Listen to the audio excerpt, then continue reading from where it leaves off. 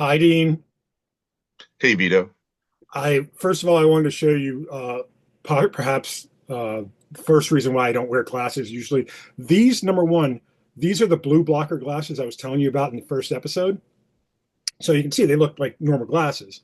Um, there is a little bit of I don't want to say a film on there, but you can see it's kind of bluish. I don't know that Absolutely.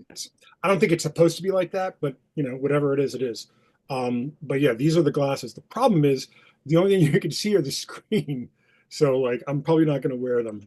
I was gonna say almost every episode we've done, I think my eyes are my screen, Yeah, basically 'cause yeah, I wear glasses and right now I'm wearing glasses, but you don't see the screen. You might see reflections of my apartment, even though behind me is just a white wall because I'm on yeah. my couch in the living room.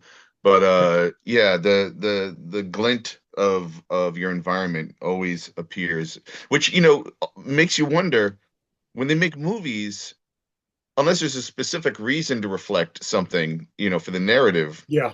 uh, are they just glassless eyeglasses and they No, I think there's a special CGI? glass. I think it's a special glass that they use. Um, but the other thing, you viewers, but not necessarily listeners, will notice that my environment has changed.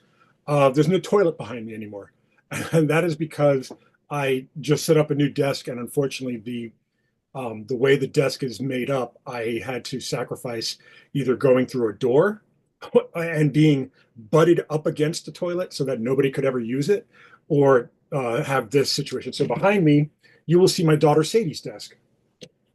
Let me ask you this. Is this Yeah, all in a bathroom? This is a bathroom, or is this this is a it is the weirdest room in the house. It is. I think it was supposed to be like a guest bathroom with like a vanity and everything like that. You can see the vanity back there, right? but it's just that because of the space that we have, it's a relatively small house, so we just utilize the space. Well, it's kind of incredible because of the amount that you packed in. And Yeah. and we're both recording. This is episode 10. Hmm. We're both recording from new environment. Well, newly improvised Right. environments, like Yours anyway. I'm at my house, but you can't see anything of my house because I chose the one wall that doesn't have like thousands of comic books on shelves or movies or music or whatever. Right. Uh, and actually, before we got into it, I have a couple of uh, not topical, but I guess they are topical. Are we going to talk about Daredevil Born Again, the TV show? Have you I'd, seen it? I'd like to. And the other question I had is you got me the next two issues 2 and 3 of New Gods. Yes. And were we going to talk about that too a little bit? We can. All right. I just have a couple of comments, but like, do you want to start there or we'll get to it later? I want to start with this. Hopefully, you'll be able to see this. Um, your It reaction will says tell your it's reaction will tell me everything. it says you started screen sharing, but it Uh-huh. hasn't begun. Uh-huh. Oh my God. Please, So do you want to just I just want everyone to watch this. Like,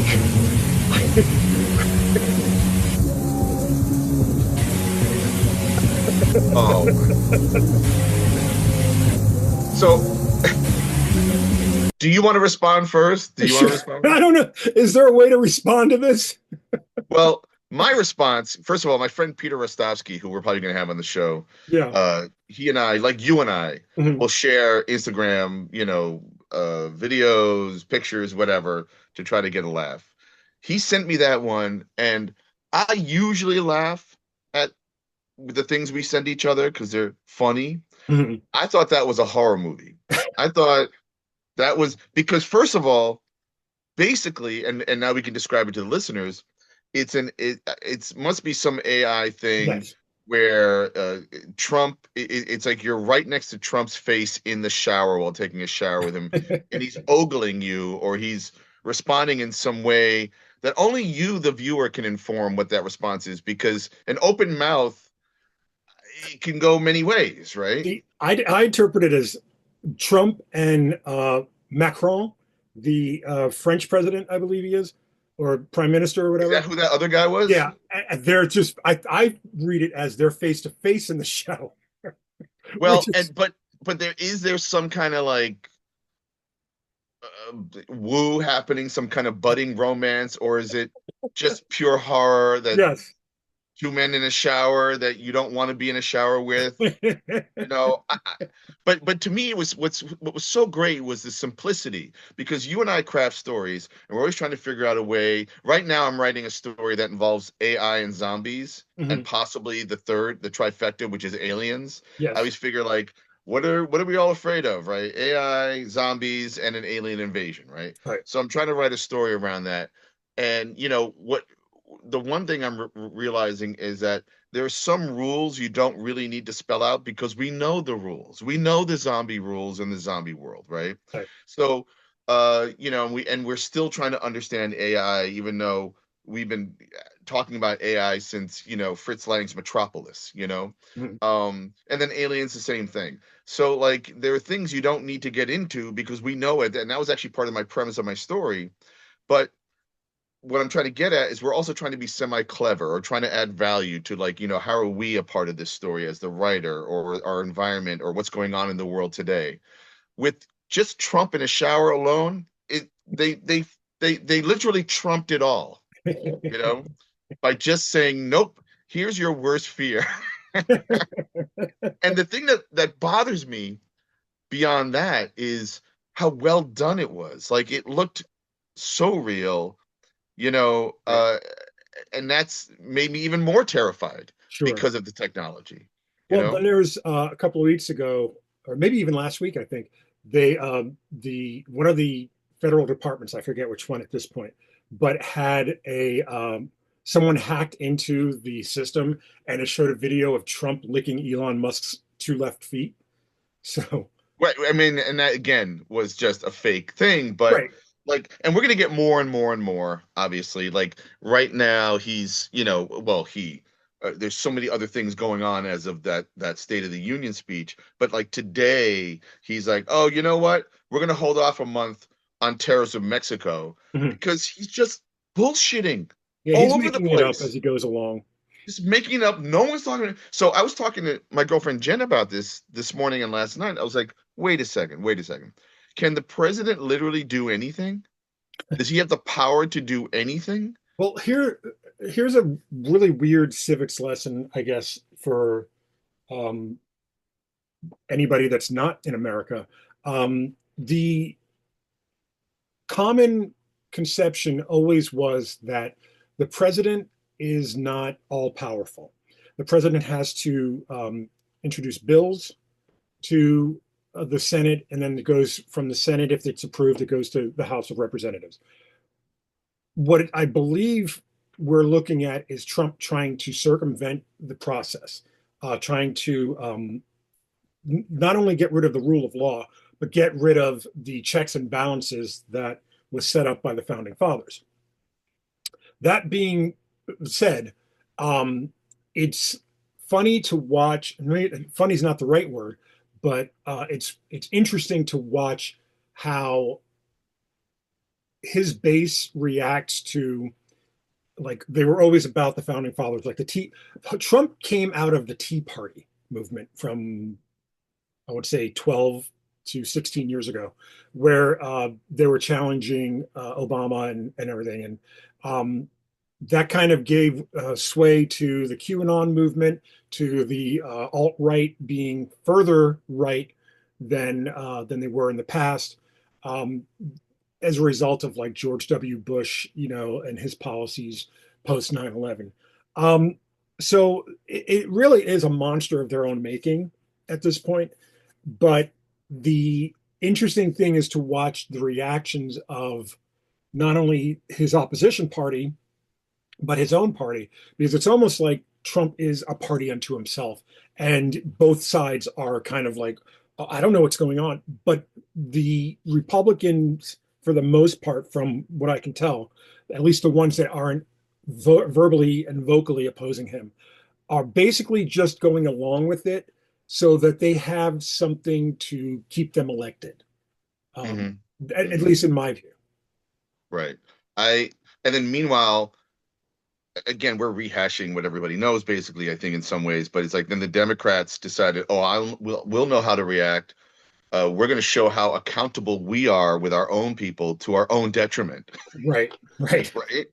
I mean, to the point where now I was watching Errol Lewis on Inside City Hall last night on New York One News, which is like my favorite show right now. It's a 1 hour recap of the day. And because of what's going on these days, it's packed. And because I'm trying to write and draw comics and do everything else, and even though I am keeping my ear to the ground and responding to the world, I still veer into fiction. Like I actually wrote a line in this thing I'm writing. Character asks, when does science fiction become fiction? I'm sorry, when does science fiction becomes science, Hmm. right? And that happens all the time. I mean, just look at, and we'll bring up our guy, Jack Kirby. He wrote and drew so many prescient ideas that have come true, Yeah. as have a lot of our pop culture. The minute you I put an idea out there, it gets realized. I would say from the more current uh, crop of creators, Warren Ellis is probably just as guilty of that. Absolutely. Like Transmet and a couple of other his books have almost predicted what we're seeing now, uh, Absolutely. especially in Absolutely. Transmet with the way he interweaved politics with technology and stuff like that. So I think we as storytellers have always been on the always had our fingertip on the pulse of what was coming. What was the tagline for OMAC? The One world, man army corps. Oh, something like the world that's the coming. world that's coming. Yeah, I think it's the So world that's coming.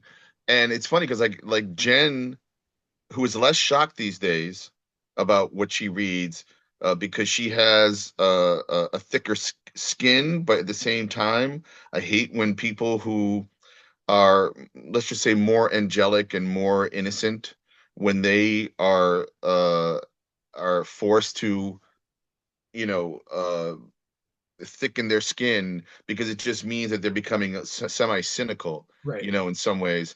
And I feel bad because I look at her as, oh, there's still hope for you. I don't know if there's hope for me and my, right. the way I think. But she'll say, "Can you believe this?" And I'll say, "Jen, I've been reading comic books all my life. I believe it all." Yeah, Like, if Michelle will show me, like last night, she showed me a TikTok that was Rachel Maddow um, debunking all of the lies that were said in that joint mhm. session. And like she goes, and it was just as you watch it, you get angrier and angrier that there's so much gullibility, but no culpability. Right. And Michelle was just like, and you could see Michelle was just getting angry. And it's like, and at the same time, I'm like, you don't typically or even like regularly have to show me any of this because I know what's going. You know what I mean? I don't even have to see the news because Yeah.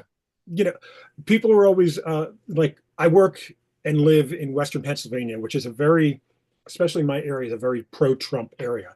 And I was once asked by a coworker, why are you so anti-Trump? Why are you so vehemently opposed? And why won't you vote? And I say, I grew up in New York in the 80s. I know exactly who Trump is. Yeah. There's no changing who he was. Yeah. So I'm not shocked by any of And then the next question I ask you is, Vito, why are you recording a podcast in your bathroom? it. There's no room for me anywhere else. There's no room for me And anywhere you know what? else. I'm going to go back to what I said a couple of episodes ago. Fonzie's office was in the bathroom, so Oh I'm yeah. cool as Fonzie. You are as cool as Fonzie. I love it. And I swear, I feel like at some point, if this continues, if we're able to somehow do this on a regular basis and get some traction, we might have to do like I don't know, basement toilet awards or something or whatever. Something where it's a flush. I mean, there's something so base about it, and Well, everyone knows what that is, I want to put a call out to listeners. Number one, if anyone is artistically inclined, not Dean, because this doesn't, I don't think Dean knows how to do this, but he might. But I would prefer that Dean works on his comics, than anything. But if anybody listening is artistically inclined and you want to do like a Vito X Dino intro animation type of thing, we will gladly put it on the air. Like number one. that would be a lot of fun. Number Or a two, song. yeah. Number two, if anyone from the Baltimore Comic Con like show like Brad or anybody is listening, we Randy, will Mark, we will Shelley. happily record in one of the public bathrooms one of our podcasts. I don't know about that. I don't know about that, man. That I don't. Maybe not happily, I but mean, think about it, a Comic-Con bathroom. oh my goodness. Wow.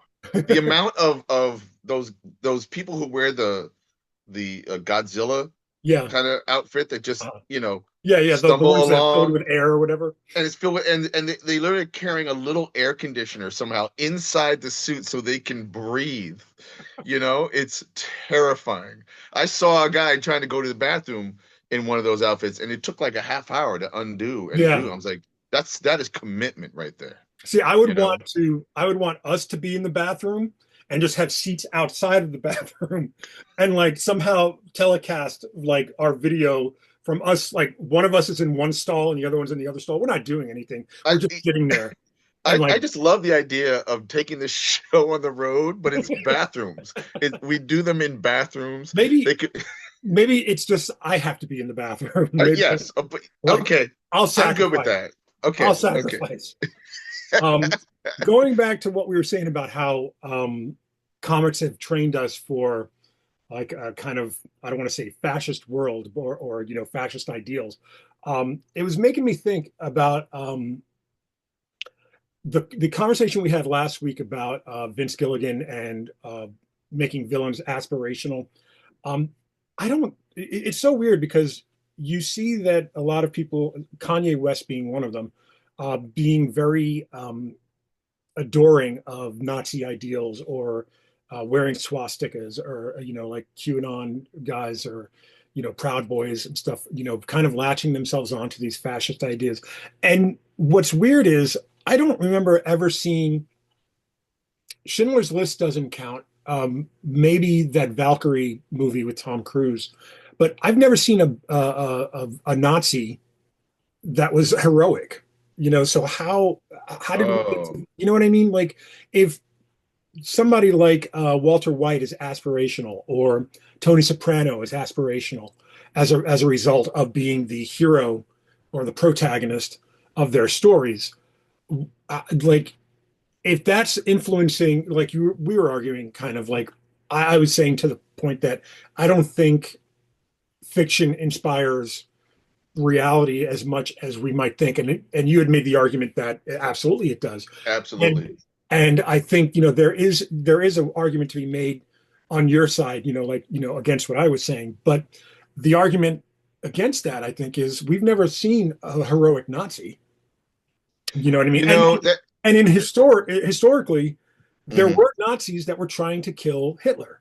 So sure. there was at least 20 plots against his life in the lifetime of the Nazi Party. So there could be you could make the argument that there is a heroic Nazi, but we've never seen that. So how did we get to here? Do you know what I Well, mean? so I do think like that story may come through. I feel like I've seen movies. Was American History X like a little bit like trying to humanize, the Like Nazi kind of skinheads and stuff? persona, Maybe, or Romper Stomper might have been, right? maybe I don't know if it had to do with Nazis, but listen, I think I welcome, uh well, what the hell, even Winter Soldier and Falcon had Zemo in it, and he was kind of humanized, and you could see where, oh, there you go. And I've drawn him in a Cyclops comic. I He think was, he is the one of the best designed villains in comics, personally. It just and so happens, it almost doesn't make sense, his costume, you know, different iterations. I had to draw a certain. I was like, I don't get this. Anyway, yeah, but listen, I welcome the humanization of a person that thinks so extremely. And again, you and I have read so many comic books, and hmm. Red Skull, and all these different characters, right? And so I welcome having sympathy or empathy for someone I would loathe. I think that's can be a great reading experience, or again, to impact me just like pop culture impacts the world. Right. I think it was Wu-Tang Clan that years ago when they first came out, was it Wu-Tang, or maybe it was something about how hip hop was bad for kids, Mm. okay? Because it promoted this and that and gangsters and guns and bling and this other, which by the way is what apparently is the American dream, is to be rich, I guess, according to certain administrations, which I don't By understand. through the means of violence sometimes. Yeah. Sure. But then someone cited how Alfred Hitchcock's Psycho, uh, at that time when that movie came out, could have promoted the idea of being a psychopathic killer, not because it was a good thing, but because he was showing credence or lending, or humanizing the Anthony Perkins character, Norman Bates, Right. which I think years later there was a Norman Bates TV show. Yes. Okay. Bates But Motel. it creates the idea of like, well, when we put out like a movie that doesn't show the bad guy only being a bad person and tries to show maybe, the idea of origin is in most stories. What is the origin of? Why? Citizen Kane, Rosebud, so many things become that, to the point where I am a person where I feel like deeds and actions speak louder than words, and we're wordsmiths. We love to write, Right. we love to put dialogue in characters' mouths, but at the end of the day it's what they do Mhm. that tells you who they are, um but yeah, it's interesting. It is a conundrum, as much as I tout, yes, the impact of pop culture can be detrimental, I also will defend it. Right. And we should. Right. It's not that it's um, because it's our bread and butter or anything like that. I think it's just because it is art and expression, and I think once you start losing that, you you start heading down the more fascistic Mussolini, Hitler type of road. And I pushing don't. buttons is the name of the game. Like, if you can figure out a way to push a button in an authentic, honest way, not just for sensationalistic purposes, you know, I'll say stuff to make people gasp or go, "Oh my God, I can't believe you just said that in that room," And Mhm. I realize, oh, that was a cheap shot. It's when you actually say something that at first makes you bristle, but then makes you think. Mhm. That's the sweet spot right there. Yeah, and just for the sake of clarity regarding Dean's comments about Wu-Tang, Wu-Tang is for the children. Don't anybody ever get it twisted. Period. End of statement. I love it. Wu-Tang is for the children. Wu Anyway, Tang is for the children. um, heavy topic to start our show with today. Mm-hmm. Um, Mm-hmm. but you wanted to do a couple of things. I think, right? Didn't you have a couple of like topics Oh, and I, stuff? I actually realized that it's funny. I used one of our topics the other day. The Pop Culture Squadcast, Mhm. their podcast, Bob Harrison and Mike Gold, Yeah. who I feel like semi, there are a handful of podcasts that made me realize, Vito, let's do a podcast, and theirs is one of them. And I actually said that, and I actually promoted our show on there. Mhm. What happened was, they were supposed to be talking to John Ostrander, and the co-creator of Suicide Squad, and has written many many comic books. And I think it was the second attempt of getting him on the show. And as they were about to do the show, Bob was not. I'm sorry, Bob. Oh yeah, that's two Bobs. Bob Ostrander, right? No, John Ostrander. Sorry, John Ostrander was not prepared. Like, his computer was not working. Oh So boy. Bob Harrison was trying to figure out this and all that. So Mike Gold was just kind of winging it on his own. Mm. So I typed in the comments, "Hey, if you need a ringer, I can pop on right now." So they had me jump on, and me and Mike Gold talked for about a half hour while they're still fixing. John Ostrander never made it onto the show, unfortunately, but they managed to put out a 2 hour show. Salvage the show because of you, I guess. Yeah. While I was talking to him, I did bring up a topic that I was going to bring up with you, but then I Mhm. thought, did we talk about it? And we don't need to get into it, but did we talk about, and I may have sent you the email, the thing about how that university, I think in England, uh, uh, had to come up with 220 trigger warnings for Shakespeare plays, We didn't talk about this, including but I remember you. the trigger for about the sounds of popping balloons. A trigger warning for the sounds of popping balloons. You know what's funny? I listen to my wife's chagrin. I listen to Howard Stern, and he played a trigger warning for this book. I mentioned this book a couple of weeks ago, actually, called Onyx Storm, and it was a litany of things. Like there's war, there's this, and it's like, wow, like that's a lot. Like you could have just said violence. You Mm-hmm. go Mm-hmm. into like, I, and it's funny. I was watching a compilation video of TikToks, I believe, and it had in the comments, somebody said, "Thank you for the, I forget the word, uh, emetophobia, I think it is, warning."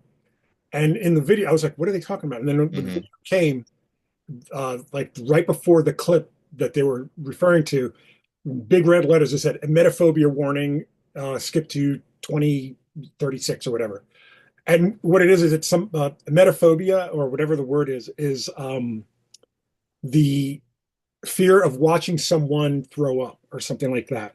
So I was like, first of all, thank you for teaching me a new word. They have Second, a word for that. yeah, yeah. Second of all, like I've watched so much of the Jackass movies that I can't like it doesn't affect me anymore, I guess. Right. Right. Um, I don't know, man. But Well, I was going to say, if I may, yeah, yeah, where one of the things that like we talked about, and Mike Gold, who's okay, another old white dude. So like, who are we in an echo chamber or what?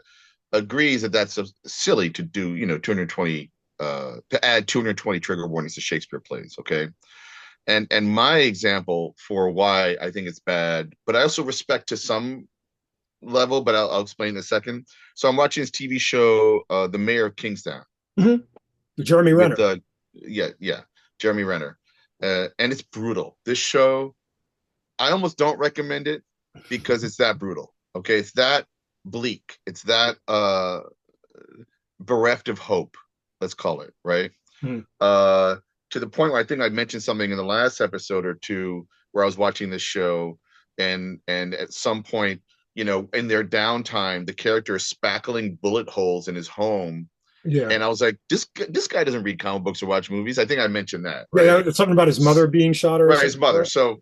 So then with this, I was watching the finale episode of season 3, and I'm going to spoil something, kind of, but it was spoiled for me Mhm. because as the show's about to start, a lot of television or streaming companies do this thing with the trigger warnings: violence, Right. sex, Flashing lights. language, flashing lights, and suicide.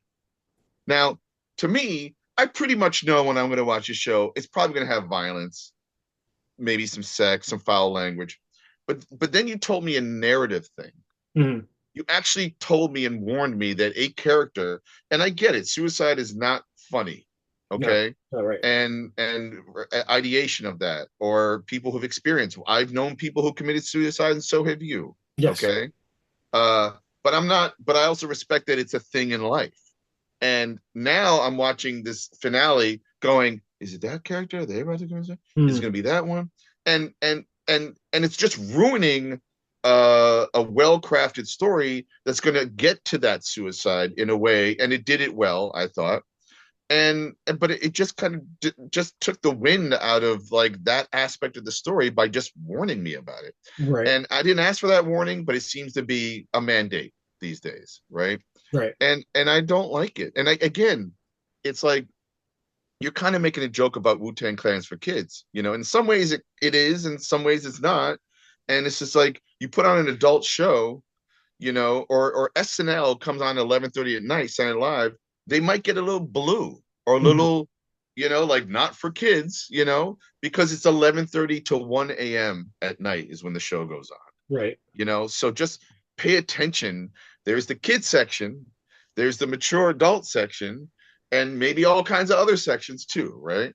Well, that's uh how comic stores are kind of divvied up too. right. And even to the point where I think when more independent comics started coming out, uh often they were regulated or relegated to the back of the store, and a smart store would say, No, we know you want Marvel and DC comics. We're going to put the Marvel and DC in the back, so you have to walk by the independent comics, Right. and maybe a cover or a title or some image or an idea might pop, and then you might stop and take a look at that comic. Mhm. You know, so so Do that was you? one thing I wanted to bring up, and then there was another thing, but I don't know if you want to get into. Well, I wanted to ask, do you think that as a creator, do you think trigger warnings prior to, I don't want to say prior, because we make our own books.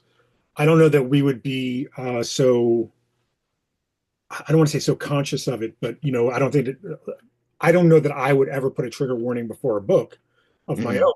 So, mhm. that seems like something a publisher would do. And because I'm self-publishing, I don't think that I would do it. But you're a publisher, as a Right. self-publisher. You're a publisher, Right. and you know what we do? We look at the comic books that come out, and we try to ape certain standards, just because the things evolve, or maybe because a store won't. In fact, I have another thing I can talk about. But I think it was either you or someone else at our old studio who once joked that not as a trigger warning, but as a rating on my comic, it should be called my rating should be ages Dean and up.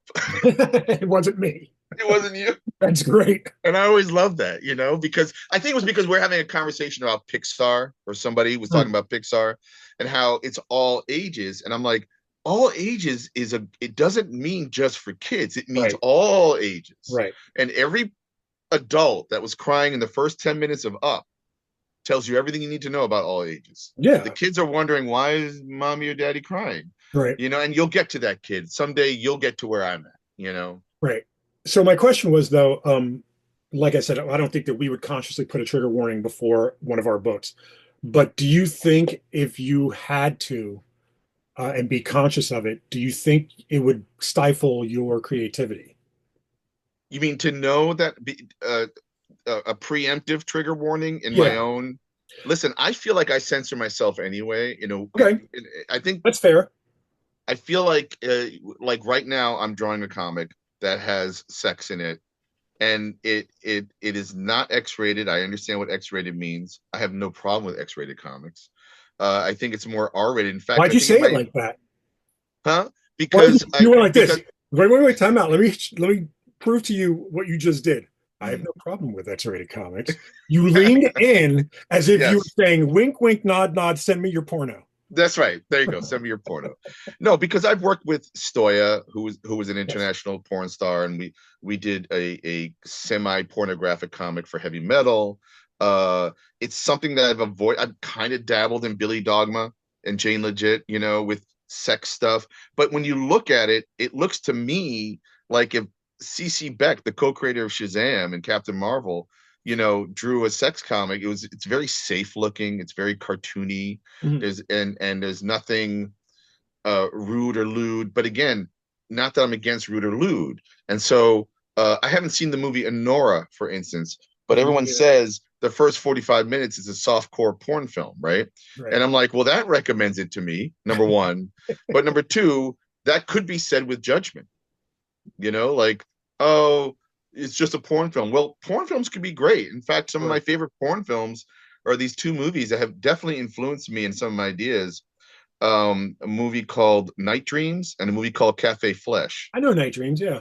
Yeah, and we could get into the premises of them, and we don't need to do that right now. That could be a whole other conversation. But like, to me, yes, there's authentic pornography in those, which is thumbs up, fine. But actually, what's really cool is the stories and the ideas and the Right. premise of these two movies. And I believe they were written under a pseudonym by author Jerry Stiller, who then went on I to know write Alf the and Permanent Midnight. Permanent Midnight, and I think the director's name, whose name escapes me, went on to do a bunch of I think his porno name was Rinse Dream, and then he went on to do, God, did he do like some kind of Frankenstein porno movie? I don't Yeah, remember. Anyway, Frankenhooker. not Frank, maybe, I don't Okay. know. I have to look him up. But the point is, I say it with no judgment, even though I do think we live in a very puritanical world, very conservative, that tries to malign sex workers, Mm, sexual content, yeah.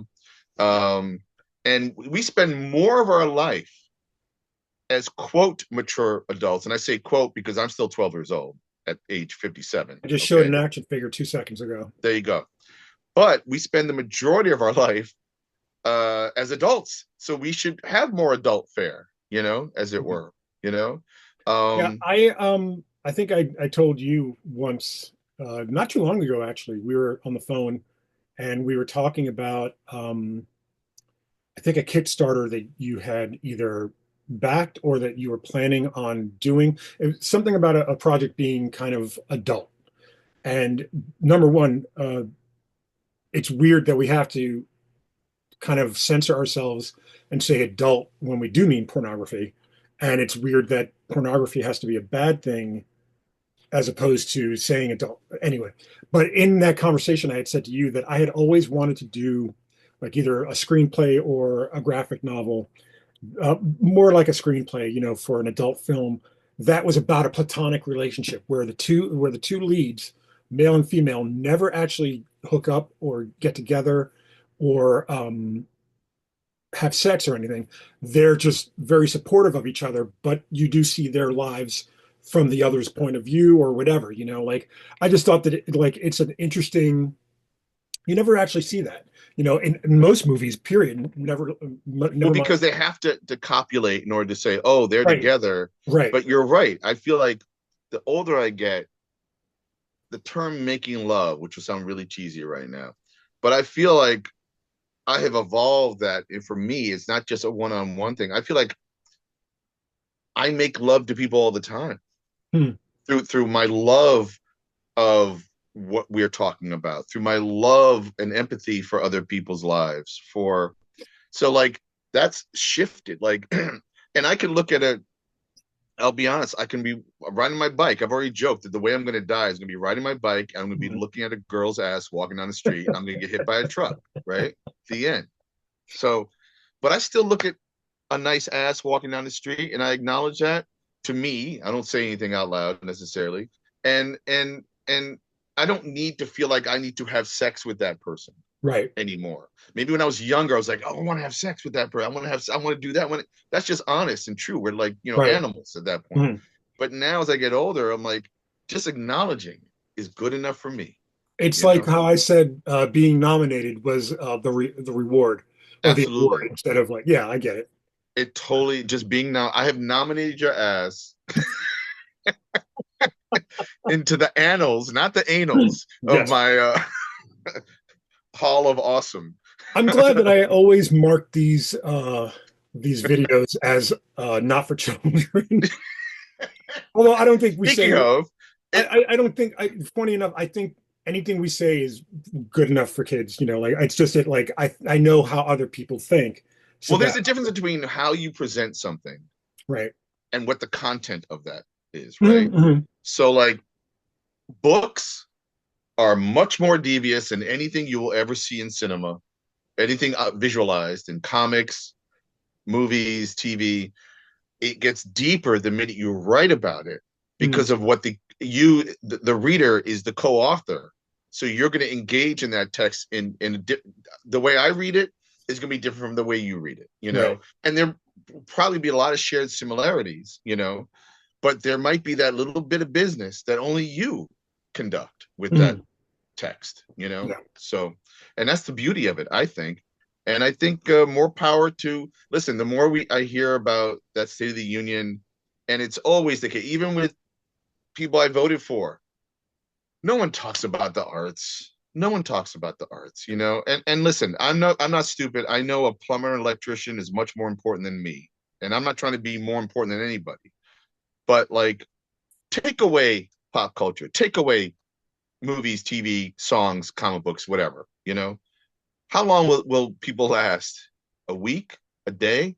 I think you're also glossing over the fact that telling stories is how not just humanity, but how cultures evolved. Mm-hmm. Like from the very beginning. Like whether you can say the Bible, whether you believe in God or not, it Mm-hmm. is just one big story. It's a story. So and it's a morality play. It's from beginning to end. Like it's literally from beginning to end, from Genesis to the apocalypse. So if that's the story, then this Wonder Woman book that I'm looking at is a story. This awesome Maker Comics by my buddy Chris Schweitzer. Uh, Mm. he did a comic book about how to fix a car. I love this book. Oh, awesome. Yeah, and I love Chris. He's an absolute genius when it comes to making comics. But I don't think I don't think like how they say bees. If bees died, humanity goes away. Right. I agree with that, scientifically. And then on a social aspect, if we lose stories, I think humanity goes away. I know, Absolutely. Listen, I know there's people that cop to, I haven't read a book since I was, 6 years old, or as if it's something to be proud of, or right.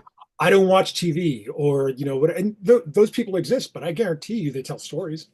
But also, and also they're lying because they do watch Sure. TV because they have a phone, okay, and they Some. do read because they probably have social media.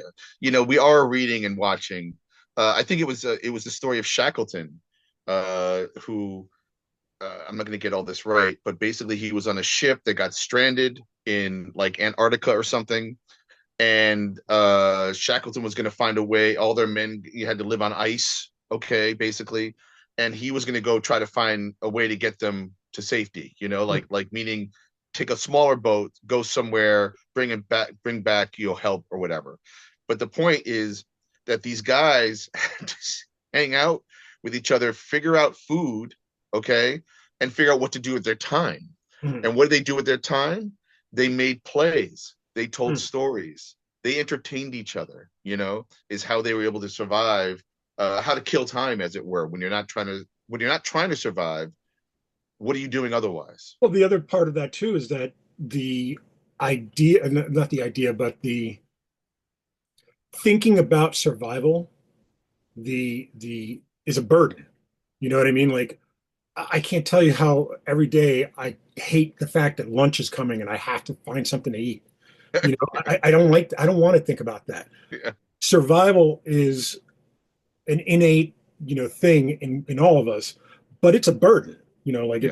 it's trying to figure out how to go from today to tomorrow. The, the, Whereas yeah. whereas telling stories and engaging in art and engaging in someone else's creativity is a way to make survival bearable, Hmm. make it so that it's not so bad. Let's get to tomorrow. It's fine. It's like I can't remember what I was listening to. I was listening to some music last night while I was shaving, and it was a song by Tool called Lateralis. And the concept of the song is that it's based on the golden ratio and the Fibonacci sequence and mathematics, and like the beat is based on that, and it's such a very complicated song. And there have been tons of YouTube videos that break it down and like talk about like how they cheat a little bit with the Fibonacci sequence and stuff. And it's such an enjoyable experience to kind of get lost into it, and like Hmm. Hmm. kind of like just jump into it. And then after that, I watched the Saturday Night movie, which is about the very first episode of Saturday Night Live, Hmm. which is I on saw that. Netflix if you want to check it out. I saw I it. didn't like it. I thought it was a little. I thought it could go a little bit further. I Like have a thought that I'll share after if you yeah, want. I just thought that it was just a little too. Maybe it lacked focus. Like it was just kind of all over the place and like doing all these little vignettes and stuff. Um, but it passed the time. I didn't stop watching it. I mean, it's effective in some ways because it kind of the Saturday, it's called Saturday Night, Yeah. and as you said, it basically uh you know documents and maybe even fictionalizes a little bit that first episode of putting out Saturday Night Live. But the problem I had with it a little bit is I kept going, that's supposed to be Billy Crystal, right? Okay, cool. I didn't realize he was a writer on the show. Okay, that's supposed to be so and so, right? Okay, that's cool. I get it.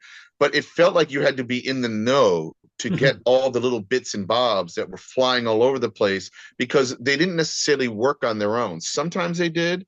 And Mhm. then when you hear about this one guy, John Belushi, is supposed to be brilliant.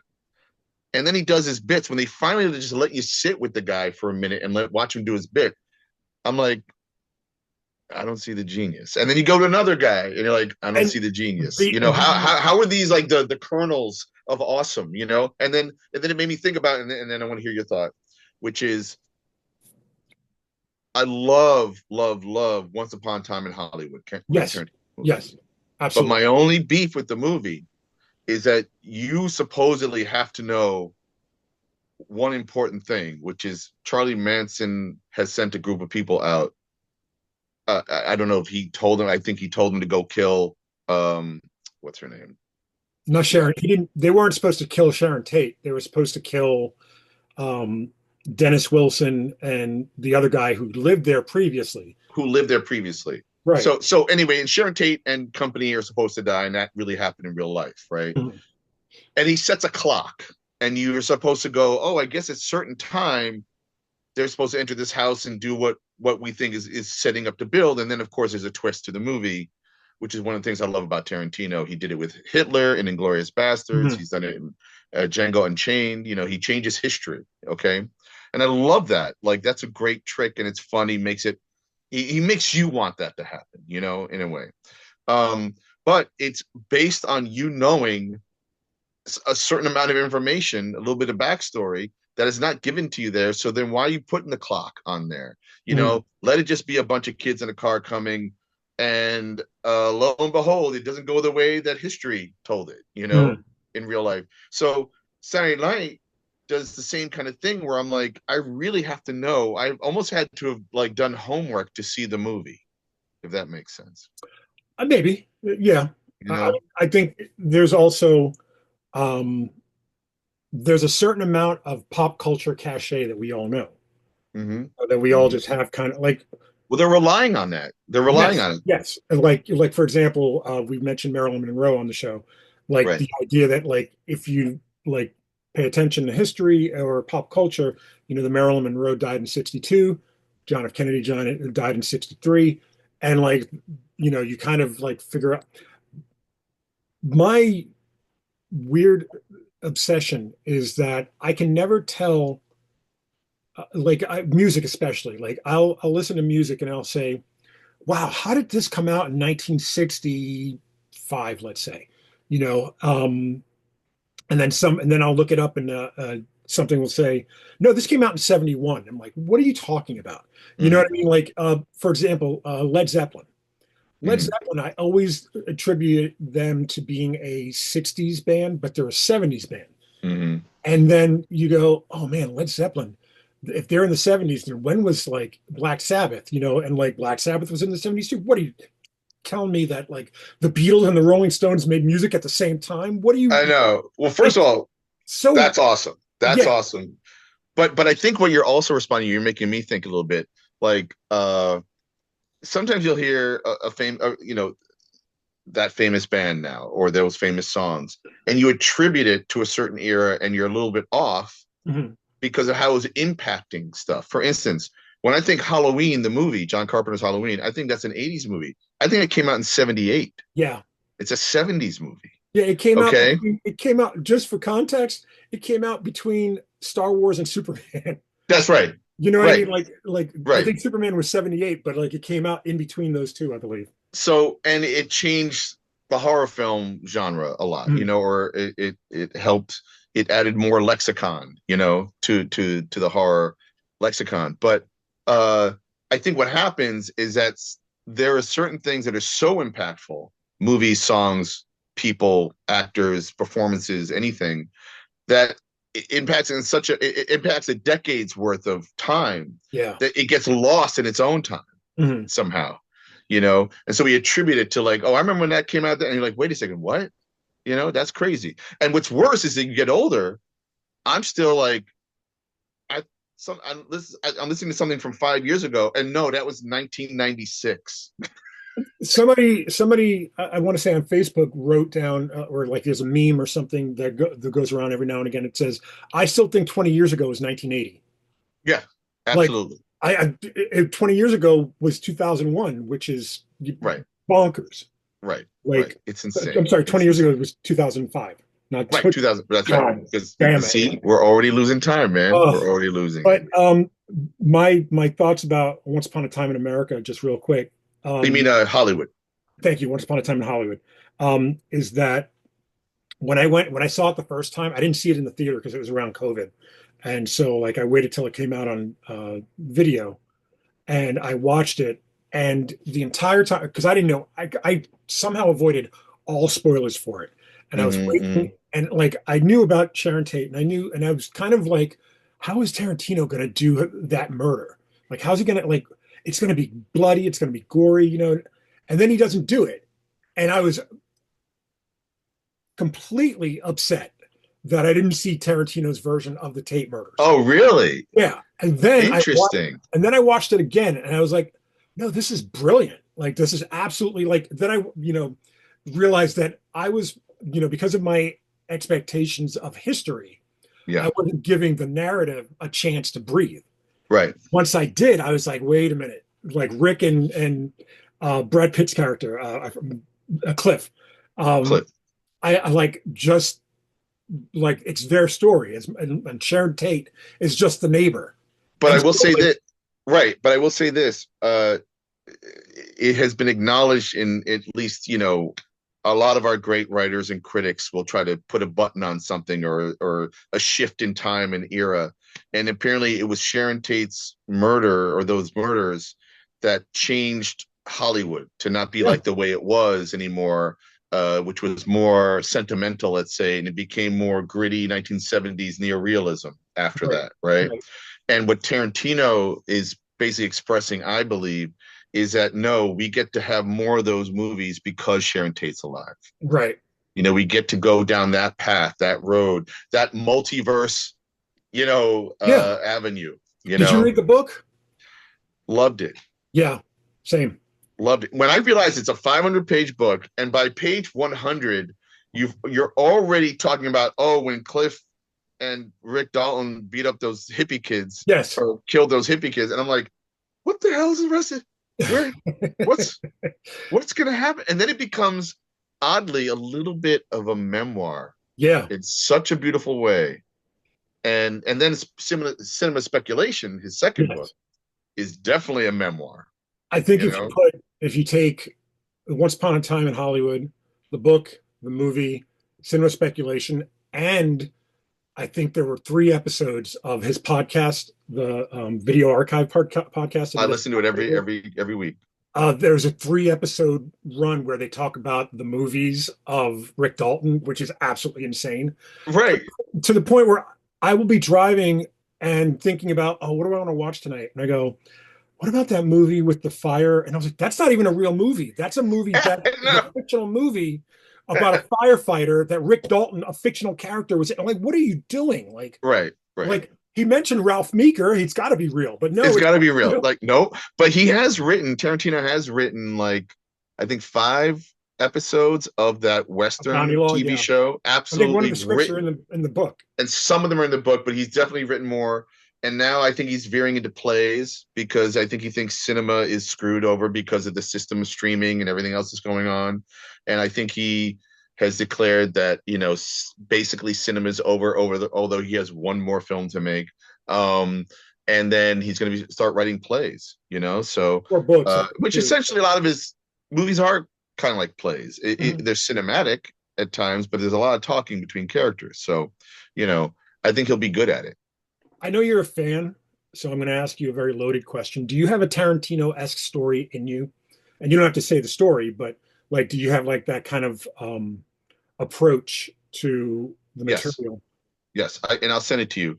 It was my first play called Switch to Kill, Oh, cool. which is Okay. clearly influenced by Tarantino and maybe even a little bit of Frank Miller. It's definitely like if Frank Miller met Tarantino. It's called Switch to Kill, and I'm really really excited by it. And it was my first play. In fact, it was it was 2 parts this play, and we 86 a part of it just to focus on these other characters, which is not that long. I think 70 pages or something like that. You Would know, you ever because try to plays can be. would you ever try to adapt it as a film or I would a film. Originally wanted to make it into a film, and then I had an opportunity to submit a play, thanks to Crystal Skillman, who's a playwright, Fred Valente's yeah. wife, and she writes theater. And I was at a Riley Brown's wedding, and we were sitting at the same table, and she was telling me about this festival that was coming up at the Brick Theater that was a week-long thing where it was a marriage of basically comics and theater. And would I Mhm. like to submit something? And I kind of dusted this off, and then Ian W. Hill produced and directed and was one of the characters in it, and it was great. And I got bitten by the bug, as it were. I And in feel fact, right before I was talking to you today, I've been writing my next either play or screenplay. But absolutely, Tarantino, Frank Miller, the Coen brothers, you made me watch Miller's Crossing. oh, You and I watched Miller's Crossing with the young lady you were dating at the time, whose name was Jen, funny enough, right, and right, we were eating Chinese food. yeah, I think right on that couch. absolutely, Um, absolutely, but like I think for me, I'm a big Tarantino fan as well. And at one point, I wanted to do before this podcast came to be, I had an idea for a podcast where I would do deep dives on things, and was going to do all of Tarantino's films one at a time right. chronologically. And I think, I love his work. I find something new every time I watch something of his. I enjoy watching YouTube videos that break down scenes of his Mm, by critics or amateurs. Like I just enjoy watching the way he works, and I think World War Mob is clearly mm, an homage to Inglorious Bastards, where instead of Jews, they're Italians. I mm, think Pay the Devil is a definite. Pay the Devil definitely came out of reading cinema speculation, mm, where I was like, I want to do a 70s kind of grindhouse thing. And when we were mm, talking about doing the bootleg, that's why I kept going mm. grindhouse and going back to that idea. So that's why I was so adamant about it and not flexible at all. But yeah, I love Tarantino's work. I can only hope that I can pull off the things that I want to pull off in my work as well as he pulls them off in his Right. And we think about like not pull off his tricks, but pull off the tricks that are signature to his work in my work that are signature to mine. exactly using him as an inspiration. And I feel like when I think about what is a Tarantino, now that we have enough of Tarantino's ideologies and perform, his movies, first of all, I think of him as the greatest DJ of cinema. He just knows how to like play those genres into each other and find Mm. a new genre that comes out of that. There's a lot of pathos in his story. There's a lot of God, how do you put it? Like he'll have a character. Like there's a lot of criticism. The characters are critics. Because they have opinions. They're real They have people. opinions. Well, Yeah, just look at Reservoir Dogs when they're talking about Madonna. and tipping. How much do you tip a waitress? Yeah, Or it it's the very big Seinfeld that way because it's absolutely. about And you nothing. wonder. And you would think normally in a 3 hour movie you might cut out. Let's talk about Kahuna burgers and what makes or Yeah, why they call it a Royale with cheese in England. But at the same time, it tells us about our characters before yeah. they whip out the guns, and then But just going back real quickly to something that is just so corny, and it just like it's something I would do in New Brooklyn universe of the Red Hook and Purple Heart and all the other characters. Like I could see a future where like artists, if they can't make money, what is their money? What is their currency? It's their art. And I Mm. can see taking a car, and if they can make gasoline cars and electric cars, well, maybe the future could be like you get to the gas tank and you put in and you find out how much gas you need, and it says, "We'll need a poem, a proverb, or a short story." You know, and you could whisper into the gas tank, your proverb, and get the gas you need. Like I I it's just funny. Like I was thinking about Tarantino, and you said DJ, and I was like, and you were talking about mixing genres and like kind of like how a DJ will cut between two records and then put a third record on and Yep. seamlessly do that. And then I was thinking about Tarantino's use of music in film. Um, Sometimes like with Django and Hateful Eight, using like Ennio Morricone type of cinematic uh, instrumentals, and then in the more pop culture ones like Hollywood or Pulp Fiction, using pop music or maybe not necessarily pop music, but music that was popular when he was younger. And the thing that I said this on Facebook that Edgar Wright has Quentin Tarantino's ability with music. Like it's just Absolutely. insane. Like I just love that they're so entrenched in their making, whatever they're making. They're so Right. entrenched that they can, do that and like, kind of make But it think feel. who did it first. Think about who did it first. Oh, that's a good question. Martin Scorsese. Yeah, yeah, good point. Martin Especially in Scorsese. Goodfellas They're and just picking up where he left. Not that he left off. He still makes great movies. yeah, No, he would put in the Rolling Stones or whatever in his movies, and suddenly you had pop culture sounds, not just instrumentals, but you had songs that people knew. And I was like, wait, what are you doing, Scorsese?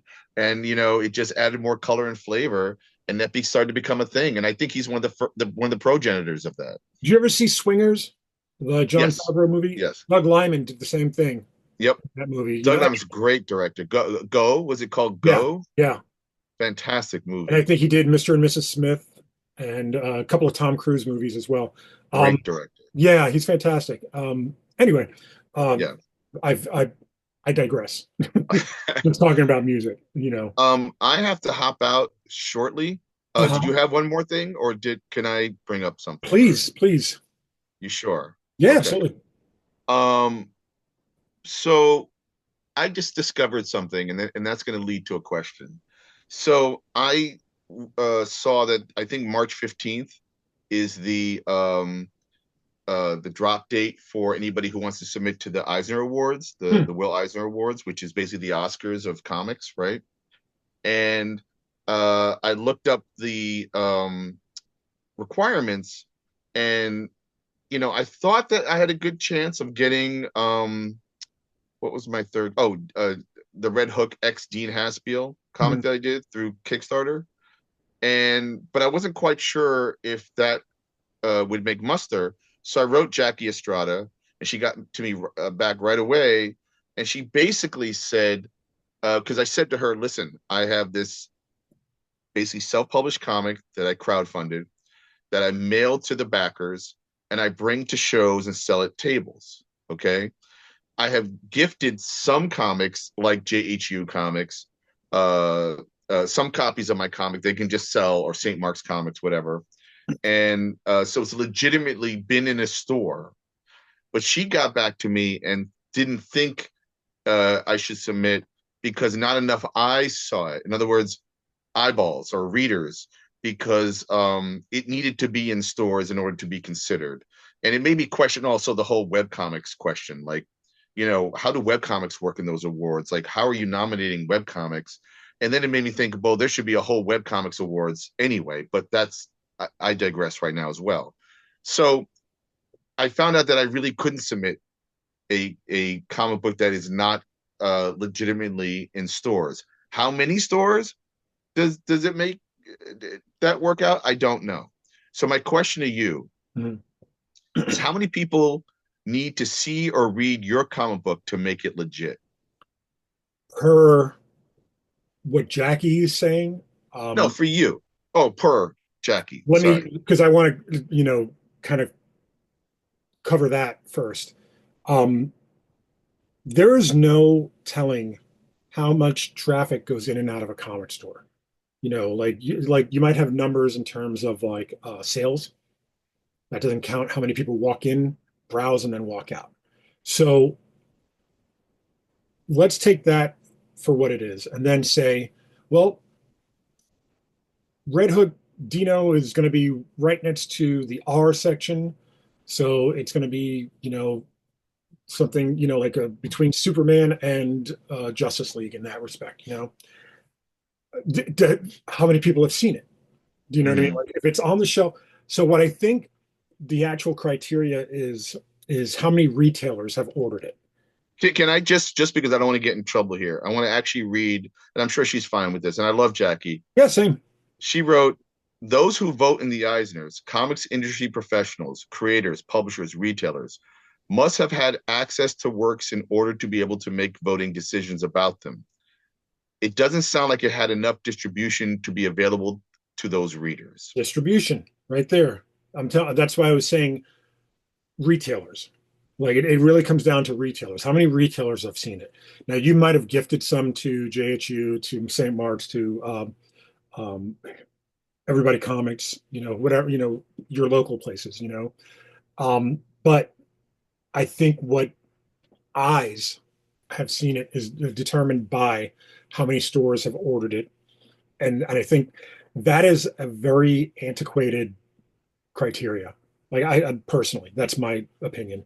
I don't think that it not being in 300 stores like disqualifies it from being in front of 300 people because Hmm. you've done conventions that have had 3,000 people, and you probably can take one of those clickers every time somebody walks by, just click, click, click, and you Hmm. probably have 70,000 people walking by it and seeing it. And then you can even, Hmm. get another clicker and just go, anybody that stops and looks, click, click. You Hmm. know what I mean?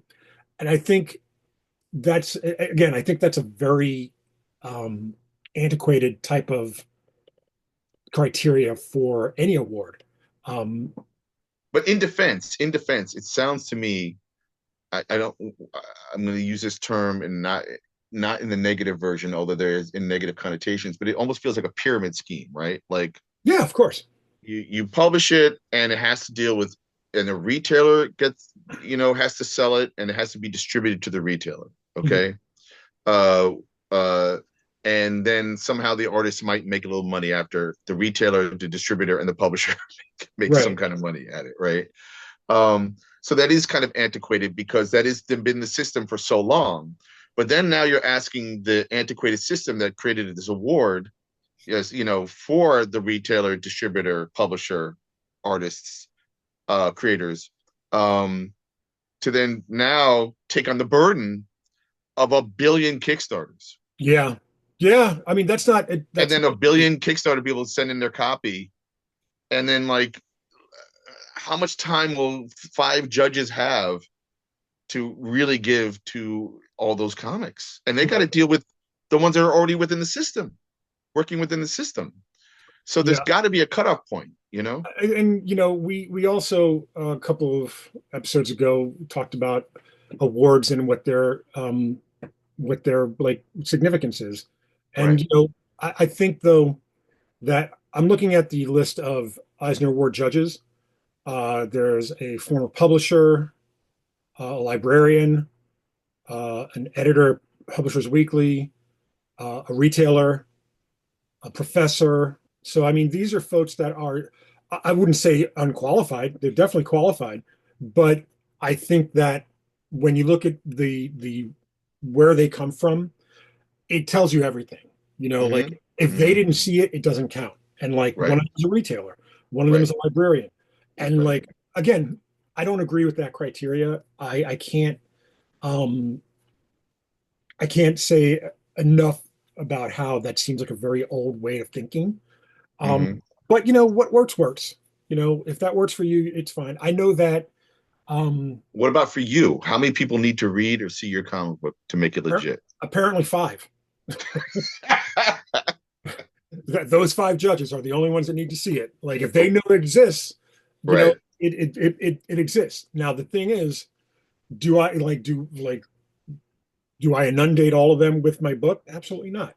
But you know, making it available to anyone at that point, which isn't that what the internet is? Making it available to everyone, you I know? mean, at least tooting that horn for sure.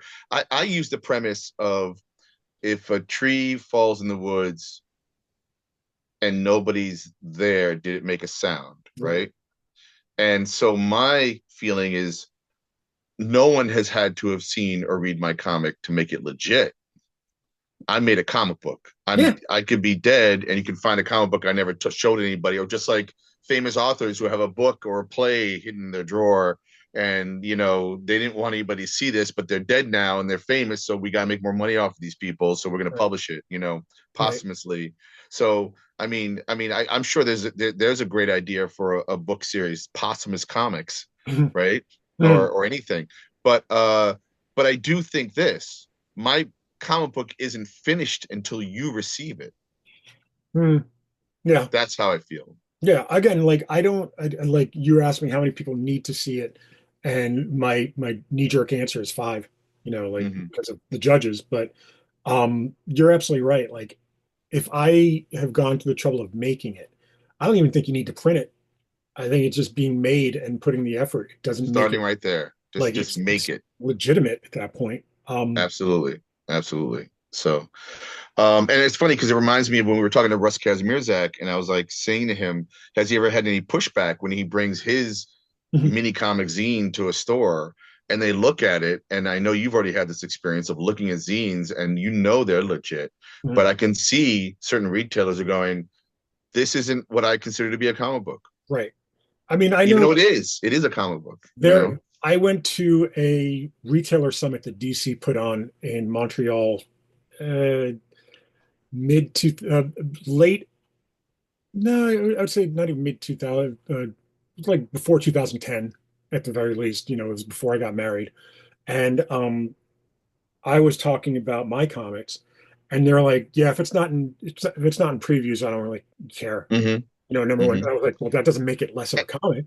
It doesn't make less of a comic, but at the same time, I understand the bandwidth. Now that I've gotten older, I go, oh, it's a bandwidth issue, isn't it? Sometimes, like, you could have comics coming all over the place at you, and you're just like, you know what? My store can survive on the previews book, Right, let's say, right. and I'm gonna just settle. And I'm not even gonna order every Marvel and DC comic. Uh-oh, Uh-oh, hold on. the bat That's phone. the little warning. Uh, and we have nothing to flush. No, not today. I mean, it's over there, but oh man, I'm gonna have to get one of those little toys that Yeah, like man, that you pulled up and you make the flush sound. What can we flush down the toilet for the listeners? What tonight. what what? Yeah, what's No, a topic? we only do it with guests. We don't do that. We Oh, flush we only do it with out of guests. here. Okay, all right, good We'll, to know. we'll See. I'm learning. I'm learning from our own show. we'll do it next week. Right, right. Okay, cool. Well, I think that was a robust That conversation. was a spirited discussion Absolutely, man. held by two scholars of the work, I guess. Of story making Yeah. and industry and everything else. So, Yeah. all What's right, funny, man. before we go, last week, Matt Major was on our show, and I just had thrown out the idea of Moon Spider, and I'll probably share it on Patreon next week. But he actually drew Moon Spider today. Oh my God, that's So, fantastic. so yeah, it'll be a fun little thing for anybody listening that'll be able to check it out whenever we post this episode. And to quote, is it George Papard in the A Team? I love it when a plan comes together. Next week we have a very special guest, so But let's not spill the beans so I'm that, not. I just want to right. say we have a very special guest that I'm very excited to speak to. Um, Real quick, Daredevil, thumbs up, thumbs down. That first half of episode one, which was pretty seamless for many reasons, Mm, I actually started crying at that scene. I really? don't know why. It got me emotional, as it should, Sure. as it should. But I was also like, the mechanics of that scene was unbelievable. It reminded me of Frank Miller's Daredevil with the hearing alone. Mhm. Okay. And anyway, I loved it, and I thought it was a great 2 episodes. And I'm enjoying the story, but something about the mechanics of the filming is really throwing me off. It feels like whenever they switch scenes, they do these like weird city shots. It feels like NYPD Blue oh, or totally, man. like Like the bar Friends. scene alone, before it got violent, let's call it. Mhm. The bar scene alone, I was so thrilled by the way it was being filmed, and that kind of moving documentary Yeah. style camera, and all the points of views, and it was all anchored by when Matt Murdock decided, oh, I'm going to use my little Daredevil power and kind of listen in here and listen in that, Mhm. and it was teaching you how to follow that scene. So when you got to the more dramatic aspect of it, you were honing in, and it became a heartbeat, Yeah. and whether or not that heart was going to survive. Yeah. I And mean, it's I have no issue with the story or the storytelling. right, Just something about the editing that's just like I'm bristling against, like with the like weird, like I said, NYPD Blue, Hill Street Blue, right, interstitial cuts of the city. right. It could, because those were also used in Friends, you know, Uh, very sitcom-y. So, stylistically, though, you're dealing with a different style of and I think they're filmmaking. doing that on purpose to differentiate it from Netflix. But Definitely. And then I was also and I could give a shout out in when Kingpin shows up to his wife's meeting with the gangsters. mhm. There's my man Rolls Andre, and Rolls Andre uh was in my second play. Oh, really? Uh oh God, why am I forgetting this? Oh, Harry Carey Kane, and uh and he passed away a year ago. Oh man. So So did, I was so thrown by the fact that he was on my television. yeah, And then I started thinking, wait, he died a year ago. When did they shoot this scene? yeah. You know? That, and And what's his name passed away? The guy that plays White Tiger. He died of cancer last year. oh my God, Yeah, I that's didn't why realize that. there's a at the beginning of Yeah, episode. they said a shot. Okay, I didn't even realize Yeah, that was okay. I didn't make the match. Oh man, that's a bummer, man. yeah, But it's really good. I love it. I look forward to more. yeah, My only quick thought on New Gods 2 and 3 is that the art continues to be next level outstanding. And I yeah. love that they will bring in another artist to do 4 pages at the beginning or whatever. Mhm. And I got to say, I'm super jealous because I know I'm not getting a phone call to do that, but I wish I could. But this is the problem, though. And I think it might be a case because I'm reading it on my laptop and I read all comic books in print in my hand. I don't Mhm. do the laptop thing.